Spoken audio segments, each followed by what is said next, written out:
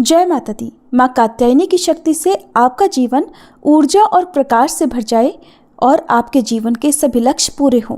आप और आपके परिवारजनों पर माँ कात्यायनी का आशीर्वाद सदा बना रहे। आप सभी को नवरात्रि के छठे दिन की हार्दिक शुभकामनाएं। आज नवरात्रि के छठे दिन माँ दुर्गा के कात्यायनी रूप की पूजा का विधान है। इस शुभ अवसर पर आप सभी सुनिए माँ कात्यायनी की संपूर्ण कथा। ऋषि कात्यायन के घर पर जन्म लेने के कारण ही माता का नाम कात्यायनी पड़ा। माँ कात्यायनी का स्वरूप अत्यंत चमकीला और भव्य है। इनकी 4 भुजाएं हैं। माँ के दाहिनी तरफ की ऊपर वाली भुजा अभय मुद्रा में और नीचे वाली वर मुद्रा में है। बाईं तरफ की ऊपर वाली भुजा में तलवार और नीचे वाली भुजा में कमल का पुष्प सुशोभित है। माँ का वाहन सिंह है। माँ कात्यायनी की भक्ति और उपासना के द्वारा मनुष्य बहुत ही जल्दी और बहुत ही सरलता से धर्म, अर्थ, काम और मोक्ष की प्राप्ति कर लेता है। वह इस लोक में स्थित रहकर भी अलौकिक तेज और प्रभाव से युक्त हो जाता है। माता कात्यायनी की पूजा करने से सभी प्रकार के संकटों का नाश होता है। माँ दानव और पापियों का नाश कर अपने भक्तों की रक्षा करती हैं। प्राचीन कथा के अनुसार कालांतर में कात्यायन नाम से कई ऋषि हुए हैं। एक विश्वामित्र मुनि के वंश में, जिन्होंने श्रौत, गुह्य और प्रतिहार सूत्रों की रचना की थी। दूसरे गोमिल पुत्र थे, जिन्होंने छंदों परिशिष्ट कर्म प्रदीप की रचना की थी। और तीसरे कात्यायन वर रुचि सोमदत्त के पुत्र थे, जो पाणिनि सूत्रों के प्रसिद्ध वार्तिककार थे। कात्यायन कत ऋषि के गोत्र में उत्पन्न ऋषियों को कहा जाता है। सबसे पहले कत नामक महर्षि के पुत्र ऋषि कात्य हुए। इन्हीं कात्य के गोत्र में विश्व प्रसिद्ध महर्षि कात्यायन उत्पन्न हुए, जिन्होंने भगवती जगदम्बा की कई वर्षों तक बड़ी कठिन तपस्या की थी। फिर एक दिन प्रसन्न होकर देवी जगदम्बा ने कात्यायन ऋषि को दर्शन दिए और तब कात्यायन ऋषि ने उनसे अपनी पुत्री के रूप में अपने घर पर जन्म लेने की प्रार्थना की। तब देवी ने कात्यायन ऋषि को यह वरदान दिया कि वह पुत्री के रूप में उनके घर पर जन्म लेंगी। और इस प्रकार अपने वचन का पालन करते हुए देवी जगदम्बा ने कात्यायन ऋषि के यहाँ जन्म लिया और फिर महिषासुर दैत्य का वध किया। एक और कथा के अनुसार भगवान श्री कृष्ण को पति रूप में प्राप्त करने के लिए ब्रज की गोपियों ने इन्हीं देवी की पूजा कालिंदी यमुना के तट पर की थी। और देवी कात्यायनी को ब्रजमंडल की अधिष्ठात्री देवी के रूप में भी पूजा जाता है। दरअसल ब्रज की गोपियां सांवले सलोने श्री कृष्ण पर अपना सब कुछ न्यौछावर कर चुकी थीं। अब उनके जीवन में इच्छा थी तो केवल एक बार श्री कृष्ण के चरणों का कृपा प्रसाद पाने की। सोते जागते, उठते बैठते, खाते पीते, हर समय यानी कि जीवन की प्रत्येक गति में उन गोपियों के तो मन में श्री कृष्ण ही बस गए थे। उन्हें आवश्यकता थी तो केवल श्री कृष्ण को रिझाकर उनके कमल रूपी श्री चरणों में आश्रय प्राप्त करने की। और जब श्री कृष्ण मथुरा चले गए तब सारी गोपियां बेचैन हो गईं, व्याकुल हो गईं। इन्हीं व्याकुलता भरे क्षणों में किसी ब्रज गोपी ने अपनी दादी नानी के मुख से ये सुन लिया कि कात्यायनी देवी व्रत के अनुष्ठान से मनोवांछित वर प्राप्त होता है। बस फिर क्या था, ब्रज की सभी कुमारी गोपियों ने नंद बाबा के लाडले कामदेव की छवि को धूमिल करने वाले और सूर्य की आभा से भी अधिक दैदीप्यमान गोविंद माधव को प्राप्त करने के लिए मन में दृढ़ विश्वास रखकर सामूहिक रूप से देवी कात्यायनी को प्रसन्न करने के लिए कात्यायनी व्रत करने का संकल्प एक साथ ले लिया। ब्रज गोपियों ने अपने प्राण प्रियतम को प्राप्त करने के लिए माँ कात्यायनी के पूजन का व्रत विशुद्ध भाव से प्रारंभ कर दिया। जब हेमंत ऋतु आई, उसके पहले ही महीने में अर्थात मार्गशीर्ष मास में नंद बाबा के ब्रज की कुमारियां कात्यायनी देवी की पूजा और उपवास करने लगी। वे केवल हविष्यान्न ही खाती थी। वे कुमारी गोपियां पूर्व दिशा का सूरज लाल होते होते यमुना जल में स्नान कर लेती, यानी ब्रह्म मुहूर्त में उठ जाती और तट पर ही देवी की बालुका से मूर्ति बनाकर सुगंधित चंदन, पुष्प, तरह तरह के नैवेद्य, धूप दीप, छोटी बड़ी भेंट की सामग्री, आम, अशोक के पल्लव, फल और चावल आदि से उनका पूजन करती। साथ ही कात्यायनी महामाये महायोगिन्याधीश्वरी नंद गोपसुतम देवी पति में कुरुते नमः इति मंत्रम जपन्यस्ताम पूजाम चक्र कुमारी कहा। इस तरह मंत्र का जाप करती हुई वे कुमारी गोपियां देवी कात्यायनी की आराधना किया करती। इस तरह उन गोपियों का जिनका मन श्री कृष्ण के प्रति निछावर हो चुका था, जिनका तन मन श्री कृष्णमय हो चुका था, इस संकल्प के साथ उन्होंने 1 महीने तक देवी कात्यायनी की भली भांति पूजा की। इस प्रकार की नंद नंदन श्याम सुंदर ही हमारे पति हों। वे प्रतिदिन ब्रह्म मुहूर्त में ही नाम ले लेकर एक दूसरी सखी को पुकार लेती और फिर एक दूसरे के हाथ में हाथ डालकर ऊंचे ऊंचे स्वर से भगवान श्री कृष्ण की लीला और नामों का गान करती हुई यमुना जल में स्नान करने के लिए जाती। एक दिन सारी गोपियों ने प्रतिदिन की तरह यमुना जी के तट पर जाकर अपने अपने वस्त्र उतार दिए और भगवान श्री कृष्ण के गुणों का गान करती हुई बड़े आनंद से वे जल क्रीड़ा करने लगी। भगवान श्री कृष्ण सनकादि योगियों और शंकर आदि योगीश्वरों के भी ईश्वर हैं। उनसे गोपियों के मन की यह इच्छा छुपी नहीं रही। वे उनका अभिप्राय जानकर अपने सखा ग्वाल बालों के साथ उन कुमारी गोपियों की साधना सफल करने के लिए यमुना तट पर पहुंच गए। उन्होंने अकेले ही उन सब गोपियों के सारे वस्त्र उड़ा दिए और बड़ी फुर्ती से कदम्ब के एक वृक्ष पर चढ़ गए। उनके साथी ग्वाल बाल अब ठठा ठठा कर हंसने लगे और स्वयं श्री कृष्ण भी हंसते हुए गोपियों से हंसी हंसी की बात कहने लगे। अरे कुमारियों, अगर इच्छा हो तो तुम यहाँ आकर अपने अपने वस्त्र ले जाओ। मैं तुम लोगों से सच सच कहता हूँ, मैं हंसी मजाक बिल्कुल नहीं कर रहा। तुम लोग व्रत करते करते दुबली हो गई हो। ये मेरे सखा ग्वाल बाल जानते हैं कि मेरी कोई भी बात कभी झूठी नहीं होती। सुंदरियों, अगर तुम्हारी इच्छा हो तो अलग अलग आकर अपने अपने वस्त्र ले लो या सब एक साथ आ जाओ, मुझे इसमें भी कोई आपत्ति नहीं। भगवान श्री कृष्ण की यह हंसी मजाक देखकर गोपियों का हृदय प्रेम से सराबोर हो गया। वे फिर थोड़ा सकुचाकर शर्मा कर एक दूसरे की ओर देखने और मुस्कुराने लगी। जल से बाहर नहीं आई। तब भगवान ने हंसी हंसी में ये बात कही। तब उनके विनोद से कुमारियों का चित्त उनकी ओर और भी खिंच गया। वे ठंडे पानी में गले तक डूबी हुई थी और उनका शरीर थर थर कांप रहा था। तब उन्होंने जल में बैठे बैठे ही श्री कृष्ण से कहा, प्यारे श्री कृष्ण, तुम ऐसी अनीति भरी बातें मत करो। हम जानती हैं कि तुम नंद बाबा के लाडले लाला हो, हमारे प्यारे हो। सारे ब्रजवासी तुम्हारी सराहना करते रहते हैं। देखो, हम ठंड के मारे ठिठुर रही हैं, तुम हमारे वस्त्र दे दो। श्याम सुंदर ते दास्य करवाम तवोदितम देही वासांसी धर्मज्ञ नो चेद रागे ब्रुवामहे। प्यारे श्याम सुंदर, हम तुम्हारी दासी हैं। तुम जो कुछ कहोगे उसे हम करने के लिए तैयार हैं। हमें कष्ट मत दो, हमारे वस्त्र हमें दे दो, नहीं तो हम जाकर अभी नंद बाबा से कह देंगी। तब श्री कृष्ण मुस्कुराते हुए बोले, गोपियों, तुम्हारी मुस्कान पवित्रता और प्रेम से भरी है। देखो, जब तुम अपने को मेरी दासी स्वीकार करती हो और मेरी आज्ञा का पालन करना चाहती हो तो यहाँ आकर अपने अपने वस्त्र ले लो। वे गोपियां जल में बहुत देर से बैठी हुई थी, ठंड के मारे कांप रही थी। किसी तरह सकुचाते हुए वे गोपियां यमुना जी से बाहर निकली। उस समय उन्हें ठंड बहुत सता रही थी। उनके इस शुद्ध भाव से भगवान बहुत ही प्रसन्न हुए। उन्हें अपने पास आई देखकर उन्होंने गोपियों के वस्त्र अपने कंधे पर रख लिए। फिर बड़ी प्रसन्नता से मुस्कुराते हुए बोले, अरे गोपियों, तुमने जो व्रत किया था उसे तुमने अच्छी तरह निभाया, इसमें संदेह नहीं। लेकिन इस अवस्था में वस्त्रहीन होकर तुमने जल में स्नान किया है। इससे तो जल के अधिष्ठाता देवता वरुण का और यमुना जी का अपराध हुआ है। इसलिए अब इस दोष की शांति के लिए तुम अपने हाथ जोड़कर सिर से लगाओ और उन्हें झुककर प्रणाम करो। इसके बाद अपने अपने वस्त्र ले जाओ। भगवान श्री कृष्ण की ये बात सुनकर उन गोपियों ने ऐसा ही समझा कि वास्तव में वस्त्रहीन होकर स्नान करने से हमारे व्रत में त्रुटि आ गई।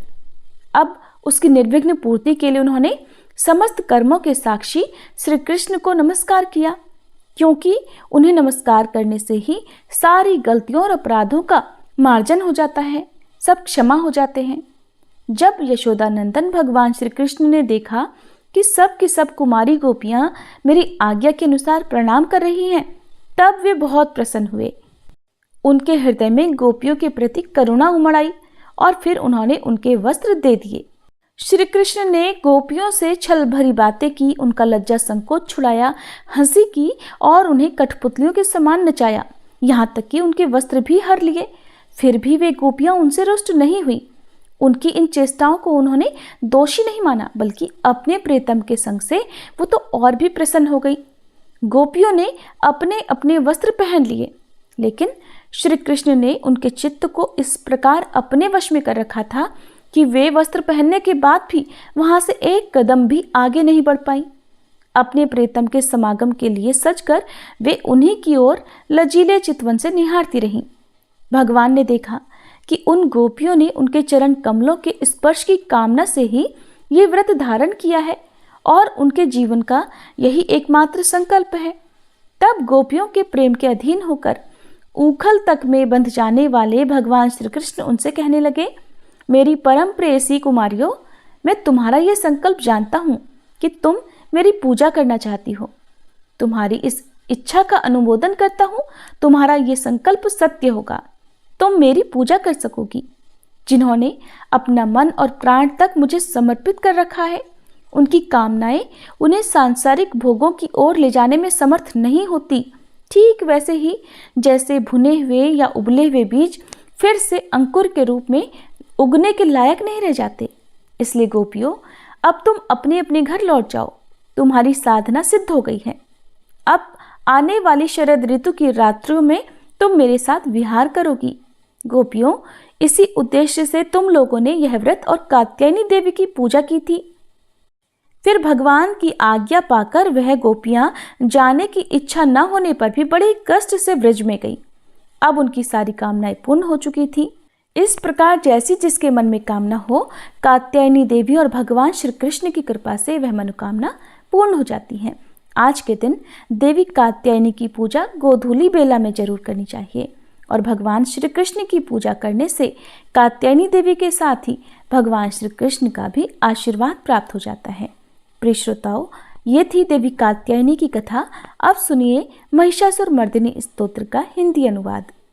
हे हिमालय राज की पुत्री, हे गिरिजा देवी, विश्व को आनंदित करने वाली देवी, नंदीगणों द्वारा पूजित, गिरिश्रेष्ठ विंध्याचल के शिखर पर निवास करने वाली देवी, अपनी लीला से भगवान श्री विष्णु को प्रसन्न करने वाली, इंद्रदेव के द्वारा नमस्कृत, भगवान नीलकंठ की पत्नी, विश्व में विशाल कुटुंब वाली और विश्व को संपन्नता देने वाली, हे महिषासुर का मर्दन करने वाली भगवती, अपने बालों की लता से आकर्षित करने वाली पर्वत की पुत्री, आपकी जय हो, जय हो, जय हो।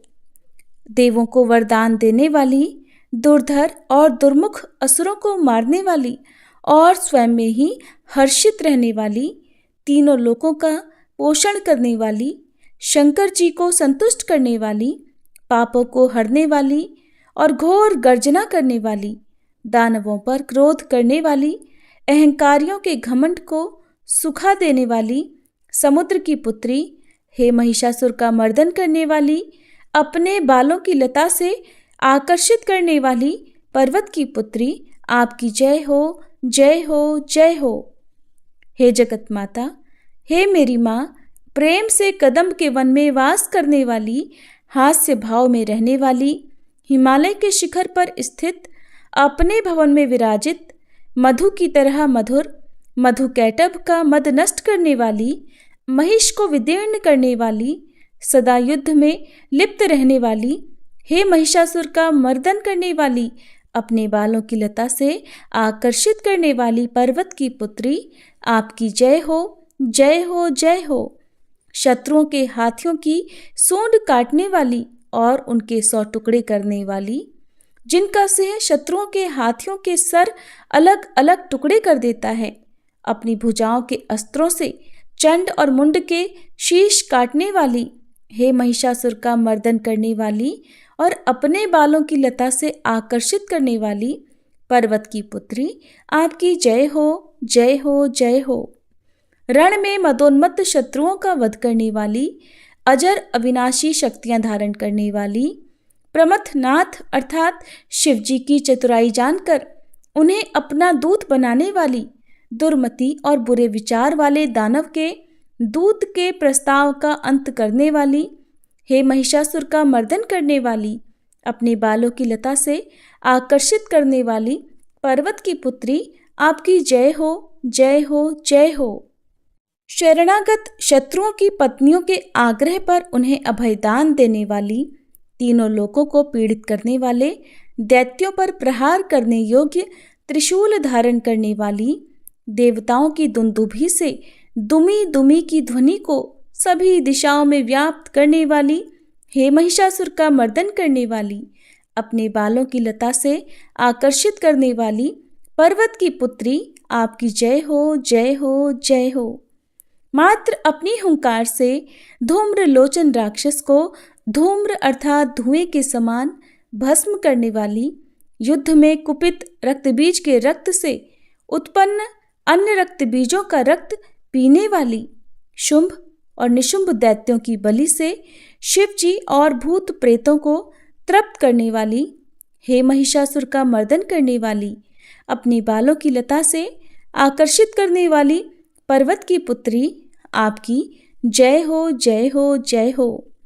युद्ध भूमि में जिनके हाथों के कंगन धनुष के समान चमकते हैं, जिनके सोने के तीर शत्रुओं को विदीर्ण करके लाल हो जाते हैं और उनकी चीखें निकालते हैं, चारों प्रकार की सेनाओं, हाथी, घोड़ा, पैदल, रथ का संहार करने वाली, अनेक प्रकार की ध्वनि करने वाले बटुकों को उत्पन्न करने वाली, हे महिषासुर का मर्दन करने वाली, अपने बालों की लता से आकर्षित करने वाली पर्वत की पुत्री, आपकी जय हो, जय हो, जय हो।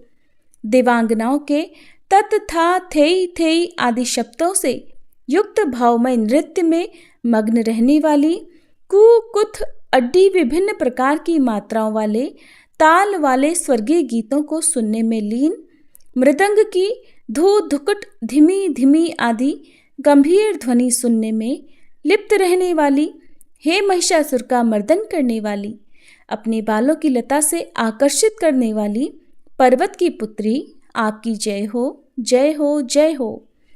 जय जयकार करने और स्तुति करने वाले समस्त विश्व के द्वारा नमस्कृत अपने नुपुर के झंझन और झिमझिम शब्दों से भूतपति महादेव को मोहित करने वाली, नटी नटों के नायक अर्धनारीश्वर के नृत्य से सुशोभित नाट्य में तल्लीन रहने वाली, हे महिषासुर का मर्दन करने वाली, अपने बालों की लता से आकर्षित करने वाली पर्वत की पुत्री, आपकी जय हो, जय हो, जय हो।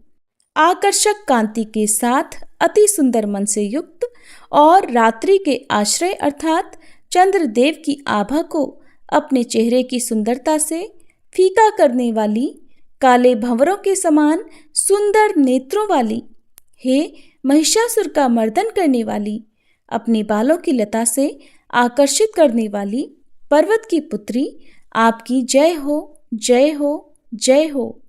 महायोद्धाओं से युद्ध में चमेली के पुष्पों की तरह कोमल स्त्रियों के साथ रहने वाली तथा चमेली की लताओं की तरह कोमल भील स्त्रियों से जो झिंगुरों के झुंड की तरह घिरी हुई हैं, चेहरे पर उल्लास से उत्पन्न उषा काल के सूर्य और खिले हुए लाल पुष्प के समान मुस्कान वाली, हे महिषासुर का मर्दन करने वाली, अपने बालों की लता से आकर्षित करने वाली पर्वत की पुत्री, आपकी जय हो, जय हो, जय हो। जिसके कानों से लगातार मद बहता रहता है, उस हाथी के समान उत्तेजित हे गजेश्वरी, तीनों लोकों के आभूषण, रूप, सौंदर्य, शक्ति और कलाओं से सुशोभित, हे राजपुत्री, सुंदर मुस्कान वाली स्त्रियों को पाने के लिए मन में मोह उत्पन्न करने वाली मनमथ की पुत्री के समान, हे महिषासुर का मर्दन करने वाली, अपने बालों की लता से आकर्षित करने वाली पर्वत की पुत्री, आपकी जय हो, जय हो, जय हो। जिनका कमलदल के समान कोमल, स्वच्छ और कांति से युक्त मस्तक है, हंसों के समान जिनकी चाल है, जिनसे सभी कलाओं का उद्भव हुआ है, जिनके बालों में भंवरों से घिरे कुमुदनी के पुष्प और बकुल पुष्प सुशोभित हैं, उन महिषासुर का मर्दन करने वाली, अपने बालों की लता से आकर्षित करने वाली पर्वत की पुत्री, जय हो, जय हो, जय हो। जिनके हाथों की मुरली से बहने वाली ध्वनि से कोयल की आवाज भी लज्जित हो जाती है, जो खिले हुए फूलों से रंगीन पर्वतों से विचरती हुई पुलिंद जनजाति की स्त्रियों के साथ मनोहर गीत गाती हैं, जो सद्गुणों से संपन्न शबरी जाति की स्त्रियों के साथ खेलती हैं, उन महिषासुर का मर्दन करने वाली, अपने बालों की लता से आकर्षित करने वाली पर्वत की पुत्री, आपकी जय हो, जय हो, जय हो। जिनकी चमक से चंद्रमा की रोशनी फीकी पड़ जाए, ऐसे सुंदर रेशम के वस्त्रों से जिनकी कमर सुशोभित है, देवताओं और असुरों के सर झुकने पर उनके मुकुट की मणियों से जिनके पैरों के नाखून चंद्रमा की तरह दमकते हैं, और जैसे सोने के पर्वतों पर विजय पाकर कोई हाथी मदोन्मत्त हो जाता है, वैसे ही देवी के उरोज कलश की तरह प्रतीत होते हैं। ऐसी हे महिषासुर का मर्दन करने वाली, अपने बालों की लता से आकर्षित करने वाली पर्वत की पुत्री, आपकी जय हो, जय हो, जय हो। सहस्त्रों दैत्यों के सहस्त्रों हाथों से सहस्त्रों युद्ध जीतने वाली और सहस्त्रों हाथों से पूजित सुर तारक उत्पन्न करने वाली, उसका तारकासुर के साथ युद्ध कराने वाली, राजा सुरथ और समाधि नामक वैश्य की भक्ति से समान रूप से संतुष्ट होने वाली, हे महिषासुर का मर्दन करने वाली, बालों की लता से आकर्षित करने वाली पर्वत की पुत्री, आपकी जय हो, जय हो, जय हो। जो भी आपके दयामय पद कमलों की सेवा करता है, हे कमले, वह व्यक्ति कमल निवास कैसे न बने। हे शिवे, आपके पद कमल ही परम पद हैं, उनका ध्यान करने पर भी परम पद में कैसे नहीं पाऊंगा। हे महिषासुर का मर्दन करने वाली, बालों की लता से आकर्षित करने वाली पर्वत की पुत्री, आपकी जय हो, जय हो, जय हो। सोने के समान चमकते हुए नदी के जल से जो आपके रंग भवन में छिड़काव करेगा, वो इंद्राणी के वक्ष से आलिंगित होने वाले इंद्र के समान सुखानुभूति को क्यों नहीं पाएगा। हे वाणी, हे महासरस्वते, आप में मांगल्य का निवास है, मैं आपके चरणों की शरण लेता हूँ। हे महिषासुर का मर्दन करने वाली, बालों की लता से आकर्षित करने वाली पर्वत की पुत्री, आपकी जय हो, जय हो, जय हो। आपका निर्मल चंद्र समान मुख चंद्रमा का निवास है, जो सभी अशुद्धियों को दूर कर देता है। नहीं तो क्यों मेरा मन इंद्रपुरी की सुंदर स्त्रियों से विमुख हो गया है। मेरे मत के अनुसार आपकी कृपा के बिना शिव नाम के धन की प्राप्ति कैसे संभव हो सकती है। हे महिषासुर का मर्दन करने वाली, बालों की लता से आकर्षित करने वाली पर्वत की पुत्री, आपकी जय हो, जय हो, जय हो। हे दीनों पर दया करने वाली उमा, मुझ पर भी दया कर ही दो। हे जगत जननी, जैसे आप दया की वर्षा करती हो, वैसे ही तीरों की भी वर्षा करती हो, इसलिए इस समय जैसा आपको उचित लगे वैसा करो, मेरे पाप और ताप दूर कर दो।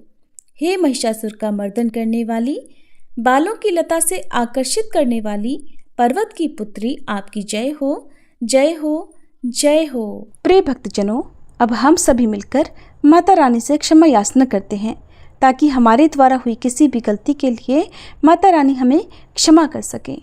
हे परमेश्वरी, मेरे द्वारा रात दिन सहस्त्रों अपराध होते रहे हैं, अतः आप मुझे अपनी सेवक समझकर कृपा पूर्वक मेरे उन अपराधों को क्षमा करो। न तो मैं आह्वान करना ही जानती हूँ, न विसर्जन करना ही जानती हूँ, और न पूजा ही करना जानती हूँ। हे परमेश्वरी, मुझे क्षमा करो। हे सुरेश्वरी, मैंने जो मंत्रहीन, क्रियाहीन और भक्तिहीन पूजन किया है, वह सब आपकी दया से पूर्ण हो। सैकड़ों अपराध करके भी भक्त आपकी शरण में आकर केवल जगदम्ब कहकर ही मोक्ष को प्राप्त करते हैं, जिसे ब्रह्मादि देवगण भी पाने में असमर्थ होते हैं। हे जगदम्बिके, मैं अपराधी हूँ, किंतु आपकी शरण में आई हूँ। अतः इस समय मैं दया की पात्र हूँ। आप जैसा चाहो वैसा करो। अज्ञानवश या बुद्धि भ्रम होने के कारण भूल से मैंने जो कुछ भी कम या अधिक कर दिया हो, हे देवी, हे परमेश्वरी, सब अपराध क्षमा करो और प्रसन्न हो। हे जगन्माता, हे कामेश्वरी, सच्चिदानंद स्वरूपिणी परमेश्वरी, आप प्रेम पूर्वक मेरी यह पूजा स्वीकार करो और मुझ पर प्रसन्न हो। आप गुप्त से भी गुप्त वस्तु की रक्षा करने वाली हो। आप मेरे किए हुए इस जप को ग्रहण करके मेरे सभी अपराधों को क्षमा करो। हे देवी, हे महेश्वरी, आपकी कृपा से मुझे सिद्धि की प्राप्ति हो।